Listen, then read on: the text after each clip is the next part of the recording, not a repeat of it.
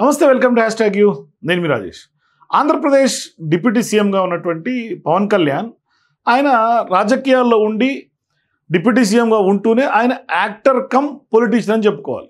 మరోవైపు ఆయన deputy CM అయిన తర్వాత చంద్రబాబు క్యాబినెట్లో ఎంట్రీ ఇచ్చిన తర్వాత కూడా కొంత ఆయన తనదైనటువంటి శైలిలో పని చేసుకుంటూ ముందుకు వెళ్ళిపోతున్నాడు. మరోవైపు చాలా వరకు ప్రజలకు దగ్గరయ్యే కార్యక్రమంలో ఉన్నాడు. ఓవైపు సినిమాల్లో ఫ్యాన్స్ని కానీ ప్రజల్ని కానీ రంజింపజేస్తూ పాన్ ఇండియా స్టార్గా ఉన్నప్పటికీ కూడా కొంత రాజకీయాల్లో కూడా తనదైనటువంటి ముద్ర వేసుకుంటూ వెళ్తూ ఉన్నాడు. ఆయన చాలా సింపుల్గా ఉంటారు కూడా.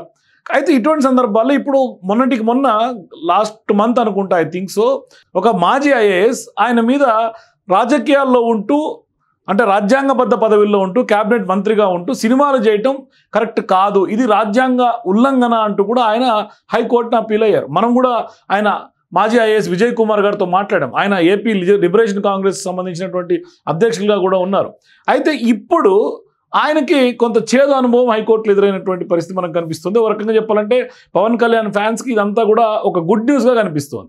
మరోవైపు ఆయన సినిమాల్లో చేసుకుంటూ ముందుకు వెళ్తున్నటువంటి సందర్భంగా రాజకీయంగా కానీ సినిమా పరంగా కానీ కొంత వ్యూహం చాలా వెరీ క్లియర్గా పవన్ కళ్యాణ్ కనిపిస్తుంది. సో ఇప్పుడు ఆయన ఒక రకంగా చెప్పాలంటే వెండి తెర మీదే పవర్ స్టార్ కాదు, పొలిటికల్ తెర మీద కూడా పవర్ఫుల్ స్టార్గా ఎదిగాడు అనతి కాలంలో. అంటే మహారాష్ట్ర ఎన్నికలు తీసుకున్నా, ఇటు కర్ణాటకలో కానీ లేకుంటే ఆంధ్రప్రదేశ్ ఎన్నికల్లో ఆయన సాధించినటువంటి విజయం కానీ 100% యాక్యురేట్గా విజయం సాధించాడు. అంటే ఆయన 10 ఏళ్ల రాజకీయం తర్వాత ఏపీకి ఉప ముఖ్యమంత్రి అయ్యారు ఆయన. సో ఇప్పుడు కీలకమైనటువంటి శాఖలన్నీ ఆయన నిర్వర్తిస్తున్నారు, చాలా న్యాయం చేస్తున్నారు వాటన్నింటికి కూడా. అయితే ఆయన హీరోగా సినిమాల్లో కనిపించి అలరిస్తారా అన్న చర్చ అయితే ఉన్నింది. అయితే మరి ఇప్పుడు నెక్స్ట్ ఓజీ రిలీజ్కి కూడా ఏమన్నా అభ్యంతరం వ్యక్తమయ్యే అవకాశం ఉంటుందా, ఇట్లా చాలా డౌట్స్ ఉండే. మరి పవన్ ఇప్పుడు గతంలో కమిట్ అయినటువంటి సినిమాలకు ఈ మధ్యనే కూడా పూర్తి చేసినటువంటి సందర్భం, కొత్త సినిమాలకు ఓకే చెప్తారా లేదా అన్న సందేహాలు ఒకవైపు ఉండగానే ఆయన హరిహర వీరమల్లు విషయంలో అధికార దుర్వినియోగం చేశారన్న దానిపైనే ఇప్పుడు మాజీ ఐఏఎస్ అధికారి కోర్టుకు వెళ్ళటం, దాంతో కోర్టు ఈ సందర్భంగా కీలక వ్యాఖ్యలు చేసింది. సో రాజకీయాల్లో ఉన్నంత మాత్రాన ఆయన సినిమాలు చేయకూడదని ఎక్కడా లేదని కోర్టు చాలా స్పష్టంగా చెప్పింది. ఇప్పటికే 3.5 దశాబ్దాల క్రితం సీనియర్ ఎన్టీఆర్ విషయంలో కూడా కోర్టు తీర్పును ఆ సందర్భంగా గుర్తు చేస్తూ అప్పట్లో అన్నగారు ఏకంగా సీఎంగా ఉండగానే బ్రహ్మర్షి విశ్వామిత్ర సినిమా షూటింగ్ కూడా చేశారు. ఆయన విశ్వామిత్రుడు గెటప్లోనే అనేక కీలకమైనటువంటి ఫైళ్ళ మీద కూడా సంతకాలు చేసినటువంటి ఫోటోలు కూడా ఆనాటి పత్రికల్లో ప్రముఖంగా ప్రచారం అయినవి కూడా ఉన్నాయి.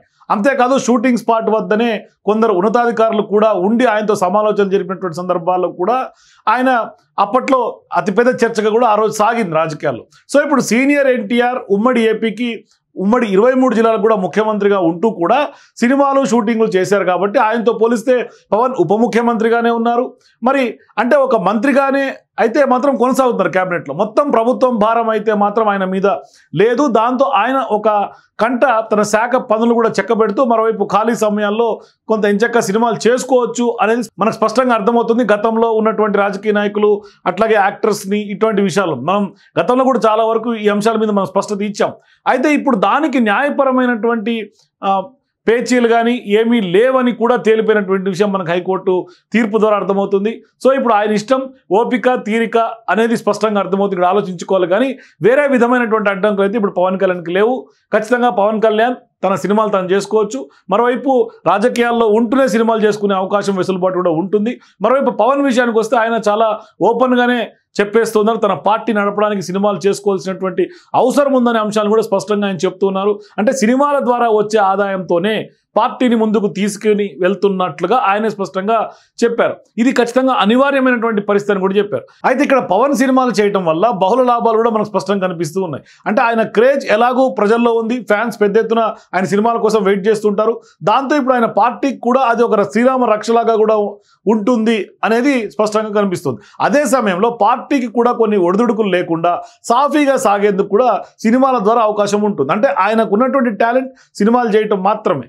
అందుకే అటు మీటింగులతో పాటుగా ఇటు షూటింగుల మధ్య కూడా బ్యాలెన్స్ చేసుకోవడం పవన్ చేయాల్సినటువంటి అతిపెద్ద అంటే ఒక రకంగా కత్తిసాము లాంటిది. రెండింటినీ బ్యాలెన్స్ చేసుకోవాల్సినటువంటి అవసరం ఉంటుంది. కీలకమైనటువంటి శాఖలు ఆయన చేతిలో ఉన్నాయి, ఓవైపు సినిమాలు ఉన్నాయి. మరి అంటే ఇక్కడ ఒక రకంగా మరో చిక్కు విషయం కూడా ఉంది. ఇక్కడ ఏంటంటే సినిమాలు రాజకీయం రెండు ప్రజలతో నేరుగా సంబంధం ఉన్నటువంటి రంగాలే, అంటే సినిమా రంగం కానీ ఇటు రాజకీయం కానీ. అందుకోసమే ఇప్పుడు పార్టీ కోసం సినిమాలు ఎంచుకోవచ్చు, కానీ అదే సమయంలో పార్టీకి పూర్తి సమయం కేటాయించి ఫోకస్ సీరియస్గా పెట్టకపోతే ఎలా అన్నది కూడా ఇప్పుడు రాజకీయ వర్గాల్లో ముందున్నటువంటి ఒక అతిపెద్ద సవాల్గా మనకు కనిపిస్తుంది. అదే సమయంలో సినిమాల మీద కూడా ఫుల్ ఫోకస్ పెట్టాల్సి ఉంటుంది, లేకపోతే అక్కడ కూడా కొంత విజయాలు కొంత కష్టతరమయ్యే అవకాశాలు ఉంటాయి. సో ఇట్లా ఒక విధంగా చెప్పాలంటే రెండు కూడా చాలా కీలకమైనటువంటివి. రెండు పడవల్లో కాలు వేసినంత మాత్రాన అది సులువుగా అయ్యేది కాదు, చాలా కష్టంతో కూడుకున్నటువంటి పరిస్థితి. అయితే ఇక్కడ పవన్ వ్యూహం చాలా క్లియర్గా కనిపిస్తుంది. ఏంటంటే పవన్ వ్యూహం ప్రకారం 2027 దాకా, అంటే మరో 2 ఏళ్ల పాటు సినిమాలు చేసేసి చివరి 2 ఏళ్ళు ఎన్నికల కోసం రాజకీయాల కోసం కేటాయిస్తారన్నట్టుగానే మనకు కనిపిస్తుంది ఆయన వ్యూహం. అంటే ఇప్పుడు ప్రధానంగా కొంత సినిమాల్లో ఇప్పుడు ప్రధానంగా ఆయన రిలీజ్గా ఉన్నటువంటి సినిమా నెక్స్ట్ ఓజీ, అంతకుముందు హరిహర వీరమల్లు, తర్వాత నెక్స్ట్ ఇంకా ఏ సినిమాలు సైన్ చేస్తారనేది కొంత ఆసక్తిగా ఉంది. కానీ ఫ్యాన్స్కి అయితే ఒక రకంగా తాజాగా ఇచ్చినటువంటి హైకోర్టు తీర్పు అయితే కొంత చాలా గుడ్ న్యూస్గానే చెప్పుకోవచ్చు. ఎందుకంటే ఐఏఎస్ విజయ్ కుమార్ గారితో మనం గతంలో కూడా మాట్లాడాం. ఆయన స్పష్టంగా చెప్తున్నారు, అంటే ఇక్కడ నిధుల దుర్వినియోగం జరిగే అవకాశం ఉంటుంది. అంటే టికెట్ల రేట్లు పెంపు అంశం కూడా ఆయన తెర మీద తీసుకొచ్చారు. అంటే టికెట్ల రేట్లది కూడా ఆయనే స్వయంగా మాట్లాడి చేయించడం అనేది అది కరెక్ట్ కాదు.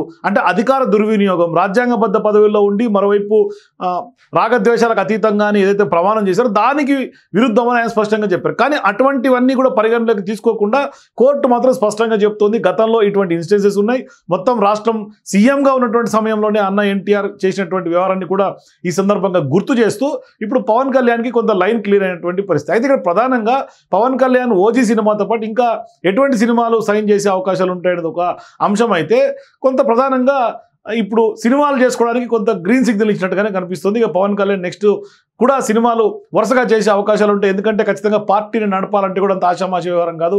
పార్టీని నడపాలంటే ఖచ్చితంగా ఫండ్స్ అవసరం.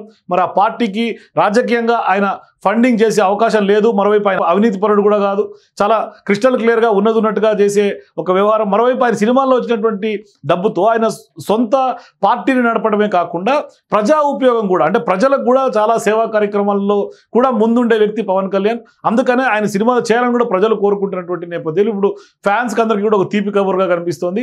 సో ఏది ఏమైనా ఇప్పుడు యాక్టర్స్ అంత సులువుగా తమ వృత్తిని కూడా వదులుకోలేరు ఒక రకంగా. ఎందుకంటే ఆయన మొదటి నుంచి అగ్ర హీరోగా కొనసాగుతూ కేవలం కొంత పూర్తి స్థాయిలో హిట్స్ సొంతం చేసుకొని భారీగా సినిమాలు తీసినటువంటి పవన్ కళ్యాణ్ ఒక్కసారిగా కోర్టు చెప్పిందనో లేదంటే డిప్యూటీ సీఎం ఈసారి అయ్యారనో కొంత సినిమాల నుంచి పక్కకు తప్పుకోనటువంటి పరిస్థితి. అందుకనే ప్రజలు కూడా వారిని అలాగే ఎక్కువగా ఆదరిస్తారు కూడా. ఎందుకంటే చాలా వరకు సినిమాలు వస్తే అది మినిమం టాక్గానే వెళ్ళిపోతుంది. పవన్ కళ్యాణ్ సినిమా అంటేనే అంత ఇదిగా వెయిట్ చేస్తుంటారు. కానీ కొంత డిప్యూటీ సీఎం అయిన తర్వాత కొంత పబ్లిసిటీకి కొంత టైం కేటాయించడం, మొన్న హరిహర వీరమల్లు కూడా సక్సెస్ఫుల్గా ప్రజల్లోకి బలంగా తీసుకెళ్ళడం, ఇవన్నీ చూస్తుంటే ఆయన కొంత వ్యూహాత్మకంగానే ముందుకు పోతున్నట్టుగా స్పష్టంగా అర్థమవుతుంది. మరోవైపు హైకోర్టు తాజా వ్యాఖ్యల ద్వారా కూడా ఆయనకి కొంత సినిమాలకు లైన్ క్లియర్ అయిందని స్పష్టంగా చెప్పుకోవచ్చు.